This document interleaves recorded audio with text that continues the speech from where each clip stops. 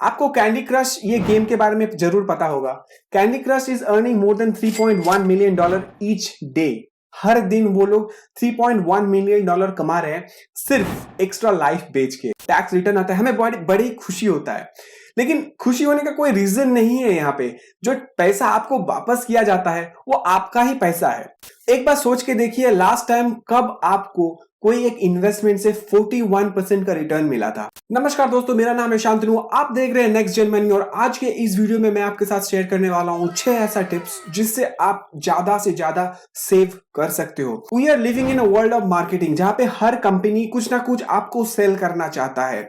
Artificial intelligence को use किया जा रहा है आपको ट्रैक करने के लिए। तो आज के इस वीडियो में हम जानेंगे कैसे आप थोड़े थोड़े अमाउंट को सेव करके एक बड़ा अमाउंट लेके अपना फाइनेंशियल जो गोल है उसे अचीव कर सकते हो। मैं रिसेंटली एक बुक पढ़ रहा था जिसका नाम था साइकोलॉजी ऑफ मनी। इस बुक पे मिस्टर रोनाल्ड जेम्स रीड का एक बढ़िया कहानी है। मैं इस बुक का जो लिंक है मैं नीचे डाल दूंगा, आप इस बुक को जरूर पढ़िएगा। इस बुक में जो कहानी है कुछ इस तरह की है। ये कहानी है मिस्टर रोनाल्ड जेम्स रीड का। ये एक American philanthropist, investor, janitor and a gas station attendant थे। रोनाल्ड रीड का जन्म हुआ था रूरल अमेरिका में, और जहां पे वो अपनी फैमिली का पहले मेंबर थे जो हाई स्कूल में जाके हाई स्कूल ग्रेजुएट हुए। रोनाल्ड रीड अपने जिंदगी का 25 साल गैस स्टेशन में एज एन अटेंडेंट काम किया और अपने जिंदगी का 17 ईयर्स वो जेसी पेनी में एज अ फ्लोर क्लीनर काम करते थे। At the age of 38 mister Read ने $12,000 देके एक 2 बेडरूम अपार्टमेंट खरीदे। Ronald Read died in 2014 at the age of 92। 28 lakh American 2014 को मरे, उनमें से सिर्फ और सिर्फ 4,000 ऐसे अमेरिकन थे जिसका नेटवर्थ मोर देन $8 मिलियन था, and Ronald Read was one of them. मरने के बाद रोनाल्ड रीड ने $2 मिलियन अपने स्टेप किड्स के लिए और $6 मिलियन हॉस्पिटल और लाइब्रेरी का डेवलपमेंट के लिए छोड़ के गया, और ये चीज नेशनल न्यूज बन गया। रोनाल्ड रीड एक ऐसे काम कर गया जो हम लोग अक्सर नहीं करते, इन्वेस्टिंग। रोनाल्ड रीड ने बहुत ही छोटे उम्र पे बहुत ही छोटे अमाउंट से चालू किया अपना इन्वेस्टिंग जर्नी। वो उस इन्वेस्टमेंट को बढ़ने का टाइम दिया। So at the age of 92 he had a net worth of $8 million. तो जैसे कि आपने देखा, छोटे छोटे अमाउंट को आप जोड़ के रिटायर कर सकते हो या अपना जो फाइनेंशियल डिजायर है, फाइनेंशियल गोल है, उसे अचीव कर सकते हो। हमारा जो पहला पॉइंट है वो है मिनिमम बैलेंस पेनल्टी। कोई भी बैंक पे आपका अकाउंट है वहां पे एक मिनिमम बैलेंस का रिक्वायरमेंट होता है। अगर आप उस बैंक पे मिनिमम बैलेंस का मेंटेन नहीं करते हो तो आपको बैंक कुछ अमाउंट चार्ज करता है, और ये अमाउंट इतनी बड़ी है, लाखों करोड़ों रुपया बैंक कमा रहे हैं आपके पैसे से, क्योंकि आप अपने बैंक अकाउंट पे मिनिमम बैलेंस मेंटेन नहीं कर रहे हो। स्पेशली अगर आप अपने नौकरी चालू किए हो, अपना जॉब चालू किए हो, अगर आपको जरूरत नहीं है तो कोई फैंसी प्राइवेट सेक्टर बैंक में जाके अपना बैंक अकाउंट खुलवाने का कोई मतलब नहीं बनता। आप ऐसे कोई बैंक में अपना बैंक अकाउंट खुलवाइए जहां पे जो मिनिमम बैलेंस का रिक्वायरमेंट है वो बहुत ही कम है। तो जो चीज आपको अपना माइंड में रखना है कि जो भी बैंक का एनपीए कम है, आप उस बैंक में जाके अपना अकाउंट खुलवाइए। सिंपली गूगल कर लीजिए तो आपको पता चल जाएगा। एनपीए के ऊपर एक डिटेल वीडियो में बनाया था, आप चाहो तो इसे देख सकते हो। अगर आपको बेसिक बैंकिंग सर्विस चाहिए तो आप जीरो बैलेंस अकाउंट या नो फ्रिल अकाउंट भी खुलवा सकते हो, जहां पे आपको मिनिमम कोई बैलेंस रखना नहीं पड़ता। बहुत सारे बैंक हमारे पैसे से लाखों करोड़ों रुपया कमा रहे हैं और हम सब कभी ना कभी इस पैसे ये फीस को देते रहते हैं अपने बैंक को। और सेकंड चीज है सैलरी अकाउंट। आप जैसे ही अपना जॉब चेंज करते हो तो आपका जो अकाउंट सैलरी अकाउंट था, अगर वो अकाउंट में 3 महीने तक कोई भी सैलरी क्रेडिट नहीं होता तो बैंक उस अकाउंट को सेविंग्स अकाउंट में कन्वर्ट कर देता है, और बैंक अपने आप से उस अकाउंट को बंद भी नहीं करता। तो कुछ दिन बाद, कुछ महीने बाद, कुछ सालों बाद आपका नोटिस पे ये आता है कि वो जो अकाउंट था वो अभी भी खुला हुआ है, और आप जब भी जाते हो वो अकाउंट को बंद करने के लिए तो आपको एक हेफ्टी फाइन और हेफ्टी पेनल्टी पे करना पड़ता है। कभी भी आप जॉब चेंज कर रहे हो तो जो सैलरी अकाउंट है उसे आप क्लोज करवा दीजिए टाइम रहते रहते। अगर आप क्लोज नहीं करवाओगे then you are going to lose a whole lot of money in the future. हमारा नेक्स्ट पॉइंट है credit card interest. According to Elizabeth Warren, my advice is to treat credit cards like what they are, little plastic grenades that must be handled very carefully. ये बहुत ही सही चीज उन्होंने बोला है। Credit card interest compounding कैसे आपके against में काम करता है वो मैं इस वीडियो पे बताया था, चाहो तो आप देख सकते हो। इंडिया में जो एवरेज क्रेडिट कार्ड इंटरेस्ट है वो 41% के आसपास आसपास है। अगर आपके पास क्रेडिट कार्ड है तो मुझे नीचे कमेंट करके बताइए वो क्रेडिट कार्ड का इंटरेस्ट रेट कितना है। जैसे कि मैंने आपको बताया 41% लगभग एवरेज क्रेडिट कार्ड इंटरेस्ट है इंडिया में। एक बार सोच के देखिए लास्ट टाइम कब आपको कोई एक इन्वेस्टमेंट से 41% का रिटर्न मिला था। हम में से ज्यादातर लोग ऐसे रहेंगे जिसको कभी 41% का 20% भी रिटर्न नहीं मिले होंगे। अगर आप 50,000 का लोन लेते हो क्रेडिट कार्ड से, वो एक साल में 78,000 हो जाता है। यह है कमाल क्रेडिट कार्ड का, जो आपको फाइनेंशियली रुइन कर देगा। और इतना ही नहीं, अगर आप क्रेडिट कार्ड का बिल टाइम पे पेमेंट नहीं करते हो तो वो आपका क्रेडिट स्कोर में इफेक्ट करता है। अगर आप 35% से ज्यादा क्रेडिट यूज कर रहे हो, वो भी आपका क्रेडिट स्कोर में इफेक्ट करता है।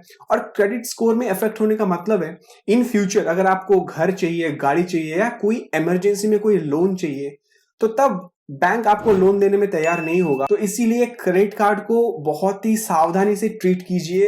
ये एक प्लास्टिक ग्रेनेड है, याद रखिए। हमारा जो नेक्स्ट पॉइंट है वो है choosing the wrong mutual fund scheme. Mutual fund में आपको बहुत सारे ऑप्शन दिया जाता है। उनमें से है रेगुलर ऑप्शन, दूसरी है डायरेक्ट म्यूचुअल फंड और तीसरा है इंडेक्स फंड। और हर म्यूचुअल फंड की दो कैटेगरी रहता है, रेगुलर और डायरेक्ट। इंडेक्स फंड एक होल अनदर गेम है जिसके बारे में आगे कभी बात करेंगे।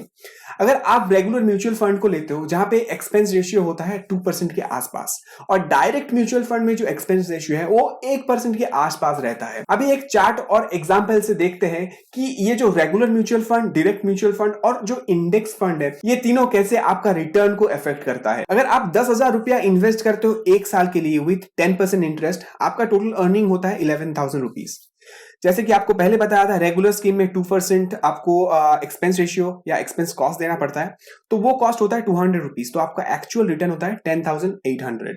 डायरेक्ट प्लान के साथ आपको 1% फी देना पड़ता है, तो आपका फीस अमाउंट होता है 100, तो आपका एक्चुअल रिटर्न होता है 10,900। इंडेक्स फंड में आपका जो एक्सपेंस रेशियो है वो बहुत ही कम है, 0.10%, तो आपका जो फीस होगा इस केस में ओनली ₹10 होगा, तो आपका एक्चुअल रिटर्न होगा 10,990। जैसे कि आप देख सकते हैं, आपका investment decision can make a whole lot of difference. इसीलिए आप इंडेक्स फंड या डायरेक्ट फंड को चूज कीजिए कभी भी म्यूचुअल फंड में इन्वेस्ट करते हो, so that you can save a whole lot of money. हमारा जो नेक्स्ट पॉइंट है वो है सब्सक्रिप्शन सर्विस। आजकल सब्सक्रिप्शन सर्विस हर एक बड़े कंपनी अपने कस्टमर्स को ऑफर करता है। बहुत ही छोटे रकम का आपको सब्सक्रिप्शन फीस दिया जाता है, चाहे वो Amazon प्राइम क्यों ना हो, नेटफ्लिक्स, डिज्नी प्लस या एडोबी का प्रोडक्ट। और अगर आप देखोगे ये सारी companies, these companies are thriving. Basically इनका जो बिजनेस मॉडल है ये इतना प्रॉफिटेबल है। और लूजर कौन है? हम जैसे छोटे मोटे कस्टमर। मैं आपको अभी समझाता हूं। हर एक subscription service auto renewal facility के साथ आता है। आपका डेबिट कार्ड, क्रेडिट कार्ड या बैंक अकाउंट उसके साथ लिंक रहता है। क्योंकि अमाउंट इतना छोटा है, आप इस पे ध्यान नहीं देते हो, आप केयर नहीं करते हो, और आपका जो रिन्यूअल सर्विस है वो रिन्यू होते रहते हैं। आपके पास ऐसे बहुत सारे सब्सक्रिप्शन सर्विस पड़े रहेंगे जिसको आप कभी देखते नहीं हो या आप उसे एंजॉय नहीं करते हो। तो क्या सब्सक्रिप्शन सर्विस ना ले? जरूर सब्सक्रिप्शन सर्विस लीजिए, लेकिन उसे शेयर बेसिस पे लीजिए। जैसे कि नेटफ्लिक्स में आप जो अपना अकाउंट है वो 4 लोगों के साथ शेयर कर सकते हो, या दूसरे भी जो भी सब्सक्रिप्शन सर्विस है उस पे आप शेयरिंग बेसिस पे लीजिए, ताकि आप पैसा बचा सकते हो। क्योंकि कंपनीज को पता है जो छोटी रकम होती है, जो स्मॉल मनीज होते हैं, हम लोग भूल जाते हैं और कंपनी इसी चीज का फायदा लेता है। इसीलिए subscription service is a bad plan. Next example है केबल टीवी का। On an average individual 10 cable TVs देखते हैं, तो आपको 200 केबल टीवीज का पैकेज लेके क्या फायदा? You are paying more. और आज के दिन पे सब कुछ जब ऑनलाइन पे हो गया, लोग केबल टीवी देखते ही नहीं है। So if you are spending money on cable TV, then you are losing a whole lot of money as well. और सब्सक्रिप्शन सर्विस में तीसरी जो पॉइंट है वो है इन ऐप परचेस या इन गेम परचेस। आपको कैंडी क्रश ये गेम के बारे में जरूर पता होगा। Candy Crush is earning more than $3.1 million each day. हर दिन वो लोग $3.1 मिलियन कमा रहे हैं सिर्फ एक्स्ट्रा लाइफ बेच के। अभी मुझे नहीं पता ये कितना सेंस बनाता है किसी के लिए, लेकिन people are purchasing and people are spending more and more. जैसे कि मैं पहले आपको बोला था कि जो छोटे छोटे रकम होता है जिसके हम ट्रैक नहीं रखते, अगर आप इस छोटे छोटे रकम को सेव कर सकते हो successfully, then you can end up being a millionaire. हमारा नेक्स्ट पॉइंट है नॉट प्लानिंग योर टैक्सेस। जी हाँ दोस्तों, अगर आप अपने करियर के अर्ली स्टेजेस पे हो तो आप अपना जो टैक्स है उसे प्लान नहीं करते हो। अगर आप टैक्स फाइलिंग करते हो, टैक्स का रिटर्न भरते हो, जो पैसा आपके पास आता है, जब टैक्स रिटर्न आता है, हमें बड़ी खुशी होता है। लेकिन खुशी होने का कोई रीजन नहीं है। यहाँ पे जो पैसा आपको वापस किया जाता है वो आपका ही पैसा है, और उससे बड़ा चीज, जो पैसा इनकम टैक्स डिपार्टमेंट के पास पड़ा था साल भर, वो जब आपको वापस दे दिया जाता है as a form of return, उस पैसे के ऊपर आपने ना कभी इंटरेस्ट कमाया ना कुछ किया, वो पैसा जैसे कि था वैसे ही रिटर्न आया। अगर आपका टैक्स रिटर्न होता है चलिए 5,000 7,000, वो 5,000 7,000 ही वापस आता है, उस पर कोई इंटरेस्ट लग के वापस नहीं आता। In that case you are losing money. इसीलिए आपको अपना टैक्स प्लान करना चाहिए जहां पे आप अपने टैक्स बचा सकते हो फ्रॉम द बिगिनिंग इटसेल्फ। तो टैक्स प्लान करना भी एक बहुत ही इंपॉर्टेंट चीज है in order to save money. हमारा नेक्स्ट पॉइंट है not spending physical cash. Well, अब तो पूरा देश, पूरा कंट्री, पूरा वर्ल्ड कैशलेस होता जा रहा है, डिजिटल मनी की तरफ बढ़ रहा है। तो मैं क्यों बता रहा हूं not spending physical cash is a bad thing? Well, इसका एक साइकोलॉजिकल इफेक्ट है। अगर आप कभी भी अपने पैसे को हाथ पे लेते हो तो उसका वैल्यू आपको ज्यादा लगता है। आप सुपरमार्केट में जाते हो शॉपिंग करने के लिए और आप सोचिए आपके पास सिर्फ और सिर्फ 1,000 रुपया है, तो आपका बजट है 1,000 रुपया, तो आप 1,000 रुपया ही खर्चा करोगे। अगर आप क्रेडिट कार्ड लेके जाते हो सुपरमार्केट में, तब आप 1,000 रुपया से ज्यादा खर्चा करोगे, जिसे हम कहते हैं हाइपर स्पेंडिंग। हर साल लोग ज्यादा हाइपर स्पेंडिंग करते हैं, जो उनका बजट है उन बजट के ऊपर वो लोग खर्चा करते हैं। तो इसीलिए जब आप फिजिकल मनी स्पेंड करते हो then you tend to spend less.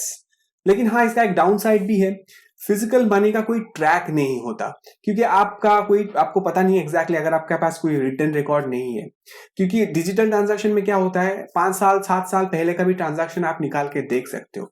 लेकिन अगर आपको एक बजट में रहना है then there are few ways that you can spend physical money to save money. इसके अलावा भी कुछ honourable mention. Regular gadget upgrade. आपको अगर रेगुलरली गैजेट अपग्रेड करते रहते हो then it is going to cost you more money. मुझे कमेंट करके बताइए कब आप अपने लास्ट जो फोन है उसे अपग्रेड किया था। Taking extended warranty. आपको पता है companies are making billions of dollars out of us just selling extended warranty. आपको एक्सटेंडेड वारंटी की कोई जरूरत नहीं। कोई एक ब्रांड न्यू प्रोडक्ट जब आप खरीद रहे हो, उस प्रोडक्ट पे एक्सटेंडेड वारंटी लेके क्या फायदा है। तीसरी चीज है डोनेशन। ये लिटिल कंट्रोवर्शियल है, लेकिन क्या आपको पता है डोनेशन के ऊपर ही सबसे बड़ा स्कैम होता है।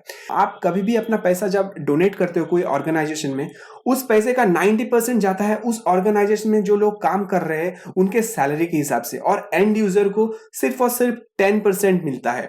तो आप कभी भी डोनेशन करना चाहते हो तो आप खुद कीजिए, ना कि थ्रू ऑर्गेनाइजेशन के थ्रू। तो ये था कुछ सिंपल फाइनेंशियल टिप्स जो आपको मदद करेगा इन अ लॉन्ग रन पैसे को बचाने में, जो छोटे छोटे अमाउंट है उस छोटे छोटे अमाउंट को जोड़ने में। A genius is the man who can do the average thing when everyone else around him is losing his mind, by Napoleon. By Mr. Sherlock Holmes. The world is full of obvious things which nobody by any chance ever observe. आशा है आपको ये video पसंद आया होगा। Video पसंद आया तो video को लाइक कीजिए, चैनल को सब्सक्राइब कीजिए और ये वीडियो अपने दोस्तों के साथ शेयर भी कीजिए। तो मिलेंगे आपसे अगले वीडियो में, तब तक के लिए बहुत बहुत धन्यवाद।